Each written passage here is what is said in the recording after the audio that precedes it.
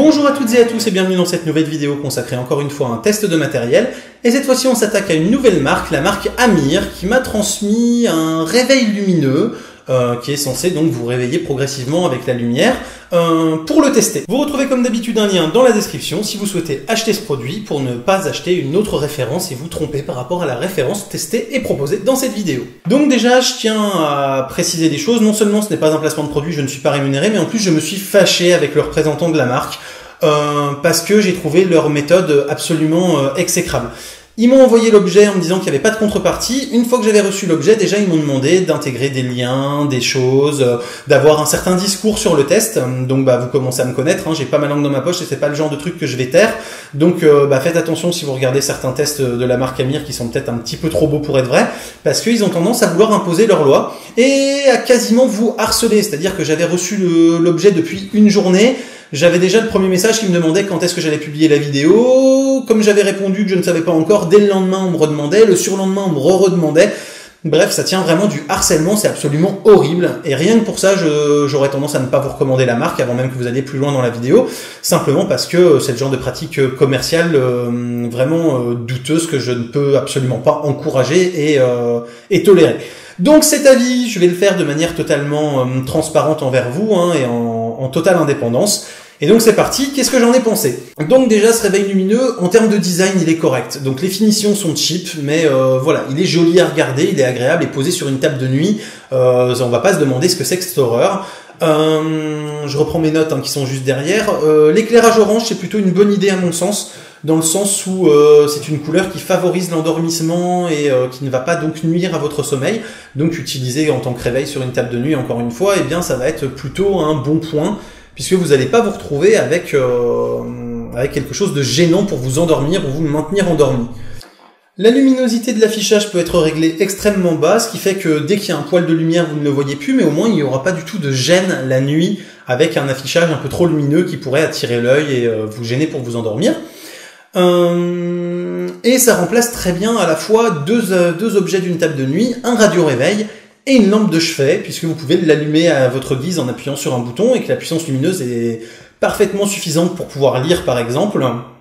Et donc un réveil, puisque vous pouvez y programmer une heure de réveil avec une radio intégrée. Effleurer le panel va rallumer un peu plus fort le panel et toutes les options qui sont autour, ce qui est plutôt pratique puisque comme toutes les touches sont sensitives, vous allez pouvoir comme ça les voir s'allumer si vous voulez rallumer la lumière, vérifier que vous avez mis votre réveil ou des choses comme ça.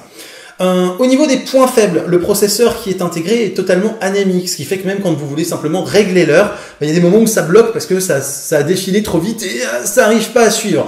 Donc on se rend compte quand même que c'est vraiment très cheap et que ils ont vraiment tiré le prix vers le bas. Heureusement qu'on règle pas l'heure de son réveil ou l'heure globale du device tous les jours. La qualité de réception de la FM est absolument médiocre, même en orientant bien l'antenne, c'est vraiment assez compliqué d'avoir une bonne réception. Et surtout, la qualité du son est absolument ignoble. Le haut-parleur qui est intégré à l'intérieur, je sais pas comment ils ont fait pour avoir un truc aussi horrible, mais franchement, vous avez presque limite envie d'éteindre instinctivement le réveil quand il s'enclenche, parce que si vous êtes sur une radio musicale ou quoi que ce soit, ça vous défonce les oreilles tellement c'est... ouais, il n'y a pas de qualité, quoi. Vous avez que des médiums et encore pas tout le spectre des médiums, il n'y a aucun aigu, aucun grave, et en plus avec le grésillement de la mauvaise qualité de réception, c'est vraiment dégueulasse, il n'y a pas d'autre mot à dire. Et puis surtout, je trouve qu'ils sont passés complètement à côté du concept qu'ils auraient pu mettre en place, parce que visiblement il y a toute l'électronique pour, qui est le simulateur d'aube, parce que c'était vraiment comme ça qu'ils le vendaient, quoi, le wake up light, réveillez-vous progressivement grâce à la lumière, parce que la lumière en fait s'allume 2 secondes avant que le réveil ne sonne, et passe du statut éteint au statut totalement allumé pleine puissance en seulement 2 secondes. Là où normalement un réveil simulateur d'aube est censé faire ça sur les 15 ou 20 minutes précédant le réveil pour être vraiment efficace et pouvoir vous réveiller en douceur. Donc clairement ils sont passés à côté du concept qui faisait tout l'intérêt de cet objet. Donc quand on regarde son prix en même temps, c'est pas très étonnant, si on le compare à un Philips justement qui simule l'aube, qui va être quasiment 5 à 10 fois plus cher.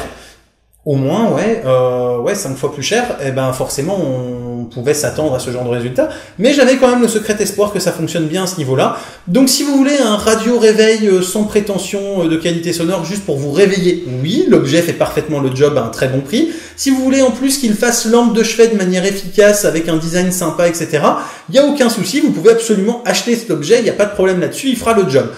Néanmoins, si vous voulez un radio réveil avec une qualité de son un minimum correct, franchement, passez votre chemin. Et si vous espériez un truc qui vous réveille progressivement grâce à la lumière, un peu comme Philips en propose, là, clairement, ce n'est pas du tout l'objet adapté. J'espère que cette vidéo vous a plu. Si c'est le cas, comme d'habitude, n'hésitez pas à mettre un pouce, à la partager, à vous abonner, à me faire un don sur Tipeee. On se dit à très bientôt pour plein de prochaines vidéos, photos, techno, informatique et jeux vidéo qui font le contenu de la chaîne. D'ici là, continuez de rester curieux et de regarder des vidéos sur YouTube. Salut à tous, bye bye.